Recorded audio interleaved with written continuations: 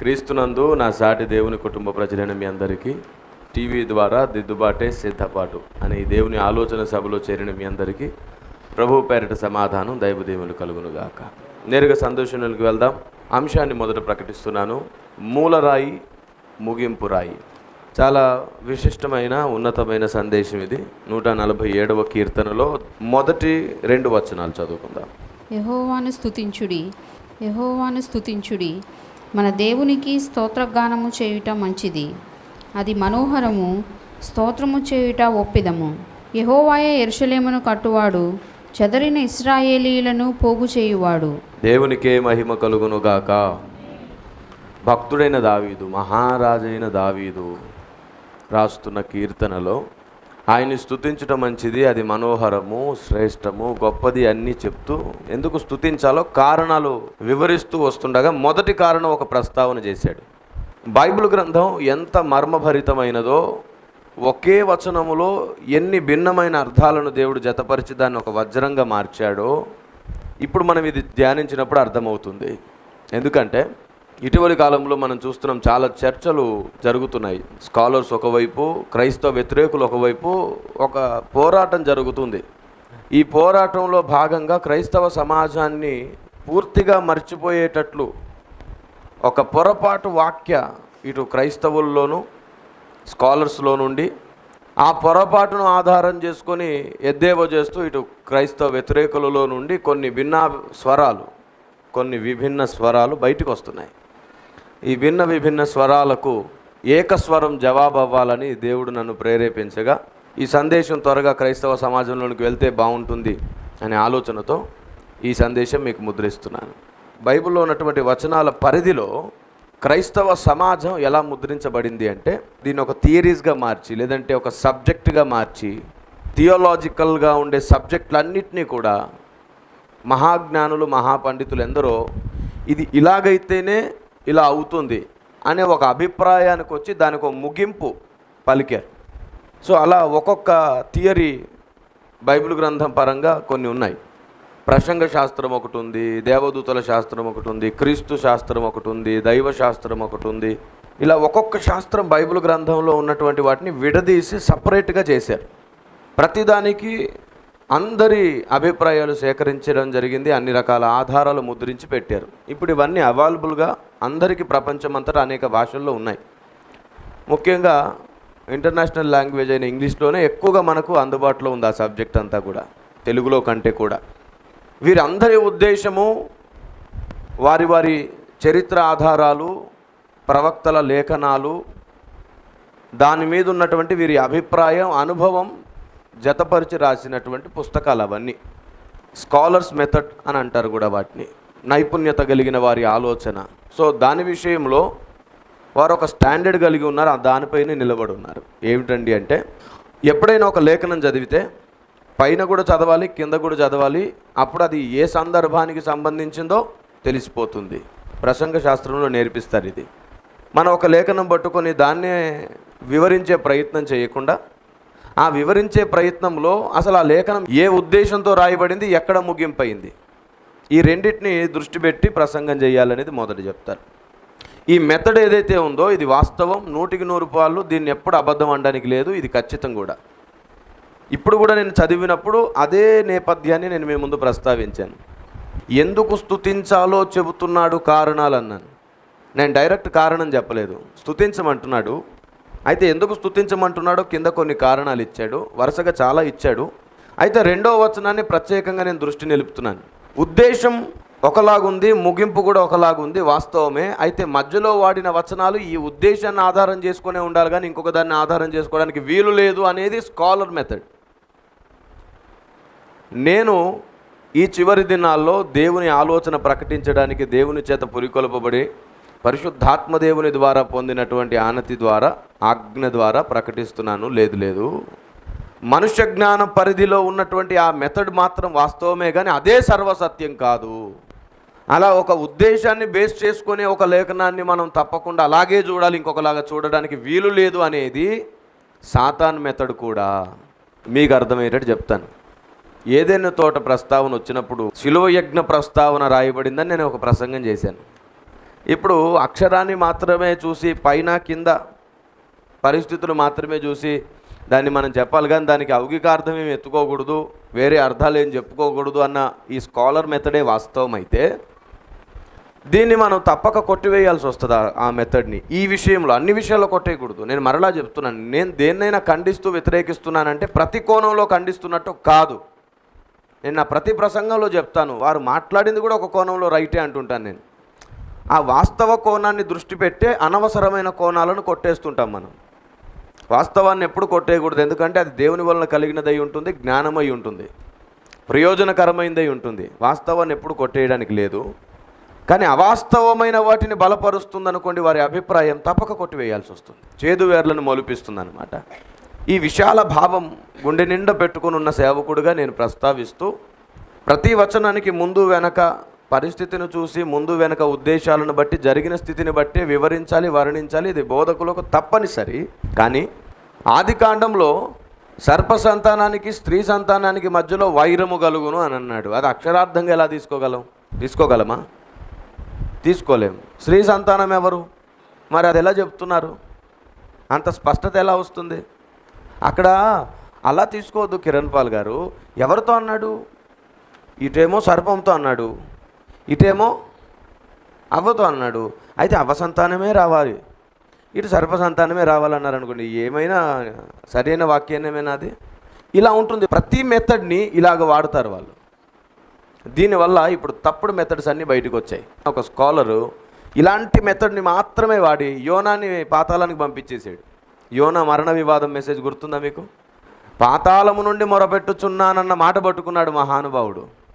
యోనా చెప్పండి పాతాళానికి వెళ్ళాడా?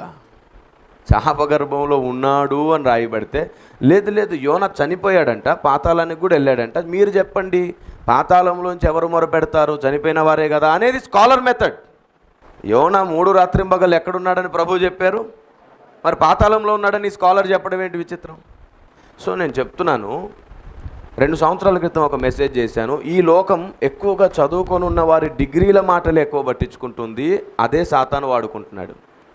కానీ దేవుడు ఆ జ్ఞానులను వెర్రివారిగా చేయడానికి పెంటకుప్ప మీద నుంచి దీనులను, బలహీనులను, జ్ఞానహీనులను లేవనైతే ఆయన జ్ఞానంగా వాడుకుంటాడు. ఆమేన్. అంతే. నేను మరలా చెప్తున్నాను, వాళ్ళంత జ్ఞానం మనకు లేదని చింతించడమే పెద్ద తప్పు, పెద్ద పాపం అనుకుంటా నేను. ఎందుకంటే మన జ్ఞానంతో మనం ఏం చేయలేం. దేవుడు ఏది నేర్పించి ఏది జ్ఞానం ఇస్తే దాంతోనే ఏదైనా చేయగలుగుతాం. అందుకు మనం ధన్యులం. Praise the lord. వారు ఊ అంటే పేపర్ కావాలి, అక్షరం కావాలంటారు. మనం ఊ అంటే దేవుని సహాయం కావాలి, ప్రత్యక్షత కావాలంటాం. తుదకి ఏది నిలుస్తుంది? ప్రత్యక్షతే నిలుస్తుంది. ఎందుకంటే పేతురుతో ఏమన్నాడు? పేతురు, ఇది నీకు నరుడెవరునూ బయలుపరచలేదు, తండ్రియే నీకు. ఇప్పుడు నరుడు బయలుపరచున్నది పేపరు, అక్షరార్థమే. కానీ దేవుడు బయలుపరుచున్నది హృదయాంతరంగ సాక్ష్యము, సత్య సాక్ష్యము. Praise the lord. ఇది చాలా స్పిరిచువలైజెస్ చేయబడ్డటువంటి స్టేట్మెంట్ నేను ఇప్పుడు ఇచ్చింది. ఇంతవరకు కూడా చాలా ఉన్నతమైన ఆత్మీయమైనటువంటి స్టేట్మెంట్ ఇది. కానీ దేవుడు ఇవ్వడం ఏమిటి, దేవుడు మాట్లాడడం ఏమిటి, ప్రతిదానికి దేవుడు చెప్తున్నాడు అంటే ఏమిటి? మన గ్రంథం ఉంది, దీని మీద మాత్రమే మనం ఆధారపడాలని చెప్పి వీరు ఏం చేస్తారంటే ఓన్లీ అక్షరాలే పైన చూస్తారు. అందుకే అక్షరము చంపును, ఆత్మ జీవింపజేయును అని రాయబడింది. గమనించండి, అక్షరాన్నే చూస్తే ఎన్ని వాక్యానాలైనా చేయొచ్చు. మనకు చాలా మెథడ్స్ వస్తాయి, చాలా జ్ఞానం ఉంటుంది లోన. ఒకే పదాన్ని అనేక భిన్న అభిప్రాయాలు మనం మార్చవచ్చు, మన మెథడ్తో చాలా సృష్టించవచ్చు. కానీ అది ఎంతవరకు నిలుస్తుంది? సమాజం గుర్తుపట్టిన రోజు, సమాజంలో వేల మంది జ్ఞానులు దాన్ని పరిశీలించిన రోజు, ఎందరో పరిశుద్ధులు దాన్ని ఆలోచించినప్పుడు వారిలో ఉన్న పరిశుద్ధాత్ముడు వాళ్ళని ఒప్పించాలంటే ఇది దేవుడు పంపిందై ఉండాలి. అప్పుడు అది వాళ్ళు ఒప్పుకుంటారు. Praise the lord. మన బోధ సమాజం ఆమోదించాలి అంటే క్రైస్తవ సమాజం, మొత్తం లోక సమాజం ఆమోదించడం కుదరదు. క్రైస్తవ సమాజం కూడా అందరూ ఆమోదించడం కుదరదు. క్రైస్తవ సమాజంలో అనేకులు దీనిని ఆమోదించాలంటే వారిని వెంబడిస్తున్నటువంటి లేదంటే వారు వెంబడిస్తున్నటువంటి పరిస్థితుల నుండి వారు వెనక్కి తిరిగి రావాలి అంటే, ఇదే సత్యమని వారు ఒప్పుకోవాలంటే వారిలో నివసిస్తున్న పరిశుద్ధాత్ముడు వారిని ఒప్పించాలి. పరిశుద్ధాత్ముడు ఎప్పుడు వారిని ఒప్పిస్తాడు? మనం చెప్పింది సత్యమైనప్పుడు కదా ఒప్పిస్తాడు.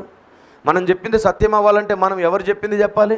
పరిశుద్ధాత్ముడు చెప్పిందే చెప్పాలి. పరిశుద్ధాత్ముడు ఎలా చెప్తాడు? పేపర్ ఇస్తాడా? ప్రత్యక్షత ఇస్తాడా? అందుకే ప్రతిరోజు కనీసం వాక్యం కోసం 1 గంట అయినా మోకరించడం అలవాటు చేసుకోండి. కేవలం వాక్యం కోసం, ఇంకే దానికోసం. దేవాని ధర్మశాస్త్రంలో ఆశ్చర్యమైన సంగతులు చూసినట్లు అని దావీదు ప్రార్థించినట్టు కేవలం దానికోసం 1 గంట గడపండి. అసలు గంట చాలా తక్కువ. గంట అంటే నిమిషంతో సమానం వాక్యం కోసం బతిమాలడం అంటే. కుదిరినంతసేపు కుదిరినన్ని గంటలు మోకరించాలి. దివారాత్రములు దాంతో గడిపిన తప్పులేదు. Praise the lord. నేను ఒక స్టేట్మెంట్ ఇవ్వాలనుకుంటున్నాను. దివారాత్రములు బైబిల్తో గడుపువాడు తర్వాత వాడే బైబిల్ అవుతాడు. అవడా పత్రిక అయిపోతాడు వాడే. ఇక్కడున్న పత్రిక అంతా హృదయంలో రాయబడితే తనే సజీవమైనటువంటి గ్రంథం అవుతాడు. Praise the lord. మనం దేవుని గ్రంథం అవ్వాలి, మనం పరిశుద్ధ గ్రంథం అవ్వాలి, మనం దేవుని రాజనీతి గ్రంథం అవ్వాలి, దేవుని హృదయాలోచన హృదయ కరడు కలిగిన గ్రంథం అవ్వాలి. మనమే పుస్తకం అవ్వాలండి. సహజంగా అంటారు కదా, తెరిచిన పుస్తకం, మన జీవితం తెరిచిన పుస్తకం అవ్వాలండి. అరే నేను అదే చెప్తున్నాను. నువ్వేదో ఒక వర్డ్ వాడావు, తెరిచిన పుస్తకం అవ్వాలని చెప్పి ఒక సామెత వాడావు. నేను స్పిరిచువలైజేషన్ చేసాను దాన్ని, అంతే. మనం దేవుని చిత్తానుసారమైన పత్రికలుగా మారి దేవునికి మనల్ని మనం సమర్పించుకున్నప్పుడు నిజంగానే మనం విశ్వానికి బైబిల్ అవుతాం. మనమే విశ్వానికి పరిశుద్ధ గ్రంథం అవుతాం. అయితే ఇందులో ఈ బైబిల్ గ్రంథంలో కనబడనివెన్నో కనబడతాయి ఆ గ్రంథంలో. ఎందుకంటే ప్రతి వ్యక్తి సత్యమును గూర్చిన అనుభవ సారంతో నింపబడతాడు కాబట్టి. Praise the lord. ఒక్కొక్క వ్యక్తి 66 పుస్తకాల గ్రంథం అయ్యాడు అనుకోండి, ఇక అందరం కలిస్తే ఎన్ని 66లు? ప్రతి 66కి ఇంకొన్ని అనుభవ సారాలు యాడ్ అవుతాయి. దేవుడు మనకు ఎలా అర్థమయ్యాడో ప్రత్యక్షతలు యాడ్ అవుతాయి. ఆ ప్రత్యక్షతలు మరలా అక్కడ బోధించబడతాయి. దేవదూతలకు మనం నేర్చుకున్న ప్రత్యక్షతలు సత్యము బోధిస్తాము. ఆమేన్. ఇందులో ఏ డౌట్ లేదు. ఎందుకంటే వారికి తెలియని విషయాలు మనం వారికి నేర్పిస్తాం. చివరికి మన దగ్గర ఒకప్పుడున్న ప్రవక్తలు కూడా నేర్చుకునే అవకాశం ఉంది. వారు అంత తగ్గించుకుంటారు కూడా. బాబు నీకేదో మాకు తెలియనిది, మాకు వినబడనిది ఏదో మీకు ప్రత్యక్షమయ్యే ఉంటుంది. ఈ చివరి దినాల్లో దేవుడు ఆనాడు ముద్రించినటువంటి సంగతులు బయలుపరుస్తానన్నాడు, కొంచెం వాటిని మాకు వివరించండి అని అడిగిన ఆశ్చర్యపోనక్కరలేదు. వారు దేవుని వాక్యం నేర్చుకోవడానికి అంత సంసిద్ధులు, అంత సౌజన్యులు. Praise the Lord. ప్రవక్తలే తగ్గించుకొని మా దగ్గర ఏ జ్ఞానం లేదు, మేము పశుప్రాయులం అనగలిగినటువంటి స్థాయి వారిది. మనం అనలేకపోతున్నాం. మనమే అనాలి. ఇంకా లేదు అందరి దగ్గర ఎంతో కొంత ఉంది, అన్నీ నేర్చుకుందాం కదా. ఎప్పటి నుంచో చెప్తున్నాను, ప్రతి చోట ఎంతో కొంత సత్యం ఉంటుంది. అది మనం ఖచ్చితంగా నేర్చుకోవాలి. అనవసరమైన దాన్ని ఖచ్చితంగా పెకలించాలి. ఇది దేవుడు మనకిచ్చిన దర్శనం, దేవుడు మనకు నేర్పుతున్న వ్యక్తిత్వం. Praise the lord. దేవుడు వాడుకుంటే ఒక అసామాన్యమైన కార్యం సామాన్యుని చేత జరుగుతుంది. Praise the lord. దేవుడు వాడకుండా మనం ఎంత వాడుకున్నా ఒక ఆర్భాటం జరిగి ఆగిపోతుంది. కాబట్టి ఇది ఎప్పటికీ మర్చిపోకండి. దేవుడు చిన్నగా మొలకను మొలిపించాడు తన సంకల్పాన్ని. ఇది మొలిచి మహావృక్షమై వర్ధిల్లి తీరుతుంది. దేవుడే దీనికి మార్గం ఏర్పాటు చేస్తాడు. ఇప్పుడు ఆ సందర్భాన్ని కూడా చూస్తే కిరణ్ పాల్ గారు మీరేంటి ఆ వచనాన్ని ప్రతిదానికి ఆపాదిస్తున్నారు? అది ఇశ్రాయేలు జనాంగపు యాత్ర గురించి రాయబడింది అంటారు మళ్ళీ స్కాలర్స్. మీరు అది చూస్తే ఇశ్రాయేలు యాత్రా ప్రస్తావన ఉంది అక్కడ. వారి ప్రయాణమును గూర్చి దేవుడు ఎలా వారిని కనికరించాడో ఇంకా కొంత వివరణ ఇచ్చాడు అక్కడ. ఇప్పుడు ఏమంటారు వీళ్ళు? సబ్జెక్ట్ లెవెల్లో చూడండి కిరణ్ పాల్ గారు. ఇశ్రాయేలు యాత్రా ఘట్టమును గూర్చిన వివరిస్తూనే దేవుడు తన నిత్య యాత్రను మనం కొనసాగించుకోవడం గురించి కూడా రాయించాడు. బైబిల్ గ్రంథంలో లేఖనం 3 విధాలుగా రాయబడిందని చెప్పాను. ఒకే వచనాన్ని మనం 3 విధాలుగా చూడొచ్చు. ఒకటి నిత్యత్వానికి సంబంధించినది, రెండవది ఈ లోకానికి సంబంధించినది, మూడవది భవిష్యత్తుకు సంబంధించినది. గడిచిన నిత్యత్వపు చరిత్ర ఒకటి చెప్తుంది, ప్రస్తుతాన్ని మరలా బలపరుస్తుంది, భవిష్యత్తులో కూడా మనకు మార్గాన్ని సిద్ధపరుస్తుంది. ఇది లేఖనం. కానీ వీళ్ళు గతాన్ని చూద్దాం, ప్రస్తుతాన్నే చూద్దాం, భవిష్యత్తుతో మనకు పని లేదనేది స్కాలర్ మెథడ్ అయిపోయింది. దేవుని ఆలోచనను సమాధి చేస్తున్నారు, మర్మమును సమాధి చేస్తున్నారు. సమాధి అవుతున్న మర్మం. ఏలికలు ఏకముగా కూడి అభిషక్తునికి తన దేవునికి విరోధముగా పనిచేస్తున్నారు అన్నట్టుగా వీరు అభిషక్తులే, బలవంతులే, మంచి సేవకులే, యోగ్యులే, కానీ దేవుని ఆలోచన గ్రహించలేని దుస్థితిలో ఉన్నారు.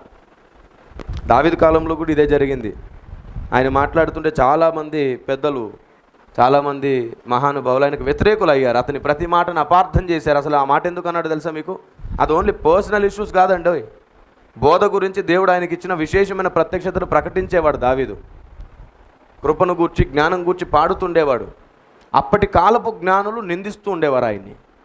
కొత్తగా విషయాలు మాట్లాడుతున్నావు అని ప్రతి చిన్న ఇష్యూని కూడా, అతను మాట్లాడే ప్రతి దాన్ని కూడా అపార్థం చేస్తూ వచ్చారు ఆ దినాల్లో. అయినా సరే దావీదు ఏమై ఉన్నాడు తర్వాతి పరిధిలో, తర్వాతి కాలంలో నిర్ధారణ అయిపోయింది. దావీదు మహాభక్తుడని ఇప్పుడు అందరూ వెంబడించాల్సి వస్తుంది. దావీదు కీర్తనలే ఇప్పుడు అందరికీ దిక్కయ్యాయి. దేవునికి స్తోత్రం కలుగునుగాక. మహామర్మములు బయలుపడుతున్నాయి. ఇప్పుడు మీరు చెప్పండి, 139వ కీర్తన 15వ వచనంలో ఏ సందర్భానికి దాన్ని ఉపయోగిస్తారు మీరు? ఆత్మీయ అర్థంగా, మర్మార్థంగా దాన్ని ప్రకటించకుండా, రహస్యార్థంగా దాన్ని గ్రహించకుండా ఏ అర్థంగా దాన్ని ప్రకటిస్తారంటే స్కాలర్ మెథడ్ ఏంటో చెప్పిన 139వ కీర్తనలో. సో చెప్తున్నాను వినండి. 139వ కీర్తన 15వ వచనంలో ఏముంది? నేను రహస్యమందు పుట్టిన నాడు, భూమి యొక్క అగాధ స్థలములలో విచిత్రముగా నిర్మింపబడిన నాడు, నాకు కలిగిన ఎముకలను నీకు మరుగై ఉండలేదు. ఇప్పుడు దీన్ని వీళ్ళు ఏమంటున్నారు తెలుసా? అగాధం అంటే నిజంగా అగాధంలో మనిషి పుడతాడేటండి. Scholar method. నిజంగా అగాధంలో పుడతాడు. ఆయన వర్ణిస్తున్నాడు, ఒక వివరిస్తున్నాడు. తల్లి గర్భము అగాధముతో సమానం అని అంటారు. మళ్ళీ మీరు చెప్పండి, దేవుడు మనల్ని చెట్లతో పోల్చాడా లేదా? మరి నిజంగా చెట్లమా? మరి అక్కడ అగాధంతో పోలిస్తే నిజంగా అగాధం అంటున్నాం, మరి ఎట్లా కుదిరిద్ది? ఇది స్కాలర్ మెథడ్. భూ అగాధం అన్నాడు, నార్మల్ అగాధం అని లేదు, తల్లి గర్భ అగాధం కూడా అనలేదు. భూ అగాధం అనేసరికి తల్లి గర్భానికి మీరు ఎలా పోలుస్తున్నారు దాన్ని? భూ అగాధం వేరు, తల్లి గర్భము ఎలా పోల్చారు మీరు అన్న. అప్పుడు ఆయన ఆశ్చర్యపోయి మా సార్తో మాట్లాడి మరలా మీకు సమాధానం చెప్తానన్నాడు. ఏమండి, మరలా చెప్తున్నాను, విస్తారమైన సువిశేషమైనటువంటి పరిశీలన తర్వాతే సందేశాలు బయటకు వస్తున్నాయి. తప్పక నిరూపణకు నోచుకుంటాయి. యేసు ప్రభు చేసిన ప్రసంగాలనే వ్యతిరేకించారు, అవునా? దాంట్లో వంకలు చూపిస్తున్నారు, దాంట్లో లాజిక్లు చూపిస్తున్నారు, దాంట్లో ఎన్నెన్నో ఆధారాలను తీసి తప్పంటున్నారు. ఇప్పటికీ పౌలు గారి ప్రసంగాల్ని వ్యతిరేకిస్తున్నారు చాలామంది క్రైస్తవ వ్యతిరేకులు. మరి మన ప్రసంగాల్ని వ్యతిరేకించడం తప్పు కాదు, మనం నిరూపించుకోలేకపోవడం తప్పు. వాళ్ళు వ్యతిరేకించడం వారి జ్ఞానం, నిరూపించడం సత్యం. దేవునికి స్తోత్రం కలుగును గాక. వ్యతిరేకించే వాళ్ళు ఉంటేనే కదా ఇది ఎంత బంగారమో తెలిసేది. ఎంత కొలిమి ఉంటే అంత మేలిమి బంగారం. దేవునికి స్తోత్రం. కాబట్టి మత్తయి సువార్త 13:17లో ఒకప్పటి ప్రవక్తలు, ఒకప్పటి భక్తులు వినగోరి వినలేనివి, చూడగోరి చూడలేనివి ఇప్పటి తరంలో బయలుపడుతున్నప్పుడు అవి లేఖనాల మధ్యలో దేవుడు రాయించుకున్నాడండి. పైన సందర్భం, కింద సందర్భం, ఆ మధ్యలో సందర్భాన్ని చూస్తే ఒక విషయం అర్థమవుతుంది, కరెక్టే. కానీ అలాంటి విషయాల్లోనే దేవుడు మర్మములు రాశాడు, రహస్యములు రాశాడు. వాటిని కాదని కొట్టివేయడానికి లేదు. స్కాలర్స్ ఇప్పుడు అదే చేస్తున్నారు. సో ఈరోజైతే మీరు ఒక విషయం నేర్చుకున్నారు కదా, ఏమిటది? లేఖనాలను చదువుతున్నప్పుడు పై వచనం, కింది వచనాలు చదవాలి నిజమే. పై ఉద్దేశం, కింది ఉద్దేశం, పై సందర్భం, కింద సందర్భం చూడాలి. అదో కోణం. అలా చూస్తూ మనం ఒక కోణాన్ని నేర్చుకోవడం ద్వారా మనకు సబ్జెక్ట్ అర్థమవుతుంది. అయితే వాటి మధ్యలోనే దేవుడు తన మర్మాన్ని, తన రహస్య హృదయాన్ని కూడా పెడతాడు. దాన్ని కూడా వెలికి తీయాల్సిన బాధ్యత మనది. ఈ అక్షరాలలో నుండే కదా అడిగింది భక్తుడు దావీదు గారు. ఈ అక్షరాలలో నుండి అడిగాడా? నీ ధర్మశాస్త్రమందు ఆశ్చర్యమైన సంగతులు చూచినట్లు. ఆయన చూశాడా లేదా? మరి ఎందుకు వీరు స్కాలర్స్ ఎందుకు చూడరు? చూశాడు కదా, ఇవే అక్షరాలలో ఆయన చూశాడు. సో ఈ దైనందిన జీవిత యాత్రలో దేవుడు రాయించిన లేఖనాలు గడిచిన జీవితాన్ని కూడా చూపిస్తాయి. గడిచిన జీవితం, రాబోయే భవిష్యత్తును కూడా చూపిస్తాయి. ఇది లేఖనం. లేఖనం అంటే 3 కాలాలను మనకు చూపిస్తుంది. భూత, వర్తమాన, భవిష్యత్ కాలములను మనకు చూపిస్తుంది లేఖనం. ప్రతి లేఖనం సంఘము ద్వారా ఏం చేయించుకోబోతుందో భవిష్యత్తు ఇవ్వబడింది. నేను ప్రతిపాదిస్తున్నాను సంఘం దేవదూతలకు బోధ చేస్తుంది అని. ఆ మాటకు స్కాలర్స్ ఒప్పుకుంటారా? ఒప్పుకోరా? ఒప్పుకోరు. ఏమండి, ప్రవక్తల ఆత్మాభిషేకం మరలా దేవుడు పంపిస్తాడని వారు నమ్ముతారా? నమ్మరు. మరి బైబిల్ చెప్తుంది. బైబిల్ చెప్పిన చాలా వాటిని నమ్మకపోవడమే స్కాలర్ ఏమో అనిపించేటట్టు తయారయ్యారు వీళ్ళు. కానీ వాస్తవానికి అది కాదు. స్కాలర్ అంటే బైబిల్ పైన వారు నేర్చుకునే సంగతి పైన సమగ్రమైన వివరణ కలిగినటువంటి వారు అని అర్థం. స్పష్టతనివ్వగల సమర్థులు అని అర్థం. వారు ఏ సబ్జెక్టు గురించి మాట్లాడగలరో ఆ సబ్జెక్ట్ గురించి వారికి మంచి అవగాహన ఉంటుంది అని అర్థం. విద్యా ప్రవీణులు అని అర్థం, జ్ఞానులు అని అర్థం, సమాజానికి దీపం లాంటి వారు అని అర్థం. స్కాలర్ అంటే అది వాస్తవానికి. ఏమండి, దానికి పూర్తి నిర్వచనాన్ని మార్చేశారు. సో మీరు దయచేసి ఈ మెథడ్ని మీరు ఫాలో అవ్వండి. కేవలం సందర్భాలను మాత్రమే చూసుకోవద్దు. వాటి మధ్యలో దేవుడు ఏదో ఉద్దేశించి రహస్యంగా పెడతాడు. వాటిని ప్రార్థన చేయండి, అడగండి, దేవుడు చూపిస్తాడు. ప్రత్యక్షతలో నుండి ప్రత్యక్షత కలగడం ఖాయం, తప్పక కలుగుతుంది. మీరు 10 ప్రత్యక్షతలు వింటే మీకు 100 కలుగుతాయి. తప్పక దేవుడు ఇస్తాడు, దేవుడు మాట్లాడతాడు, ఇవ్వడని కాదు. కానీ ఏ ఆధారం లేకుండానే నాకు ప్రత్యక్షత కలిగిందనేది ఎప్పుడు కూడా మీ మనసులోనికి రానివ్వకండి. అక్కడే సమస్య ప్రారంభమవుద్ది.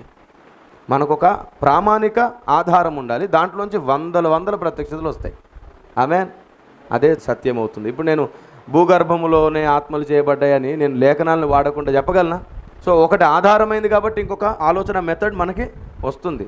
ఒక ఐడియాలజీ ఎంటర్ అయిన తర్వాత ఇంకొక ఐడియాలజీ రేజ్ అవుతుంది. దీన్ని దృష్టిలో పెట్టుకొని మీరు ఇంకా బలవంతులు కండి, వాక్య పరిశోధకులు కండి, ప్రార్థనాత్మతో నింపబడండి, ఎన్నో ప్రశ్నలకు సమాధానాలను వెతకండి. దేవుడు మీకు తోడై ఉండునుగాక. స్కాలర్లకు కూడా మనం మరలా దీపాన్ని వెలిగిద్దుముగాక, వాళ్ళకు కూడా వెలుగవుదుముగాక, వారికి సహాయపడదుముగాక, వారిని ప్రేమిద్దుముగాక. దేవుడు మీకు తోడై ఉండునుగాక. ఇకపై సత్య సంబంధులుగా బ్రతకండి, సత్యానికి స్తంభాలుగా బ్రతకండి. ప్రార్థన చేసుకుందాం. మహాపరిశుద్ధుడ మా ప్రభువ, సమాజంలో, క్రైస్తవ సమాజంలో, క్రైస్తవ జ్ఞానుల మధ్యలో ఎలాంటి ధోరణి ఉందో సమగ్రమైన వివరణ మీరు మాకు ఇచ్చినందుకు వందనాలు ప్రభా. వారు నేర్చుకున్నటువంటి డిగ్రీల మధ్యలో ఉన్నటువంటి సంగతుల విషయంలోనే వారు బలవంతంగా అందులోనే నిమగ్నమై పట్టుదల కలిగి అది ఒకటే సత్యం అనే గుడ్డితనంలో ఉన్నారు. వారు పెద్ద ప్రాముఖ్యమైనటువంటి డిగ్రీలు పొందారని, ఎందరో జ్ఞానులు బోధించారని, ఇది తప్ప ఇంకొకటి సత్యం కాదనేటువంటి మొండితనంలో ఉన్నారు. నా ప్రియ సహోదరి సహోదరులకు మీరు జ్ఞానోదయం పుట్టించండి. పౌలు గారు కూడా ఒకనాటి స్కాలరే, కానీ నువ్వు ప్రత్యక్షమైన తర్వాత మారాడు కదా, నీ సత్యాన్ని మర్మముల విషయంలో గృహ నిర్వాహకుడు అయ్యాడు కదా. మీరు కూడా అందరినీ దర్శించి ఈ యథార్థవంతులైనటువంటి స్కాలర్స్ అందరినీ కూడా ప్రభువా నీ అసలు మర్మముతో, అసలు జ్ఞానముతో, దైవ చిత్తానుసారమైన మర్మము వారికి అలంకరించబడి వారును నీ పరిచర్యలో బలవంతులవుదురుగాక. యేసు పేరట దీవిస్తున్నాను తండ్రి. ఆమెన్. God bless you. దేవుడు మీకు తోడై ఉండునుగాక. నేర్చుకున్న విషయాలు మర్చిపోకుండా ప్రార్థనాత్మతో ఉండండి. సర్వ సత్యమేవ జయతే. ఆమెన్. God bless you. క్రీస్తునందు నా సాటి దేవుని కుటుంబ ప్రజలారా, ప్రభు పేరిట మీ అందరికీ సమాధానం కలుగునుగాక. ఇప్పుడు మీ అందరికీ శుభవార్త. గుడివాడ బేతవోల్ వాటర్ ట్యాంక్ పక్క వీధిలో ఉన్నటువంటి WCM చర్చ్లో మీ అందరి కోసం ఉదయకాలపు ఆరాధన ప్రారంభించడం జరిగింది. ప్రతి ఆదివారం ఉదయం 7 గంటల నుంచి 9 గంటల వరకు మొదటి ఆరాధన, ఉదయం 9:30 నుండి 12:30 గంటల వరకు రెండవ ఆరాధన, సాయంత్రం 6 గంటల నుండి 8:30 గంటల వరకు తమిర్షి గ్రామంలో మూడవ ఆరాధన జరుగుతుంది. అద్భుతమైన స్తుతి ఆరాధన, వాక్య ధ్యానము, ప్రభు శరీరము రక్తము తిని త్రాగే అనుభవంలోనికి, దేవుని నియమంలో సాగిపోయే అద్భుతమైన ఘట్టంలోనికి మిమ్మల్ని ఆహ్వానిస్తున్నాను. అత్యంత త్వరలో మా హిందీ ఆరాధన, ఇంగ్లీష్ ఆరాధనలు కూడా ప్రారంభించబడబోతున్నాయి. ప్రార్థన చేయండి, పాల్గొనండి. వాక్యం లేక ఇబ్బంది పడుతున్న వారులారా, ఏ మందిరానికి వెళ్ళలేక ఇబ్బంది పడుతున్న వారులారా, మీకు స్వాగతం. దేవుడు మీ అందరికీ తోడయ్యుండును గాక. God bless you.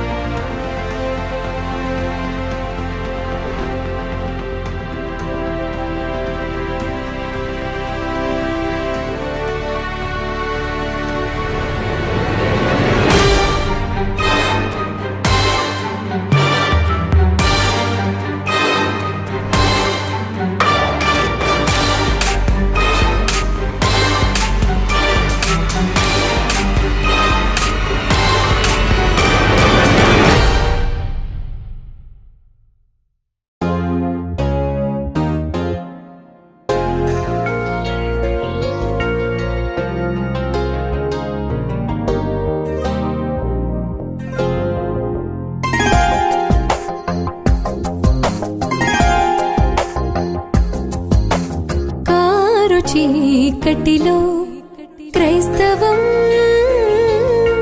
సత్యానికి తల వంచని వేషమే మోసము. మార్చుకోని గుణం, చంపుకోని అహం, దుర్దినం రాకముందే మేలుకో తక్షణం. వేడుకో క్రీస్తుని. ఆరు చీకటిలో క్రైస్తవం సత్యానికి తల వంచని వేషమే మోసం.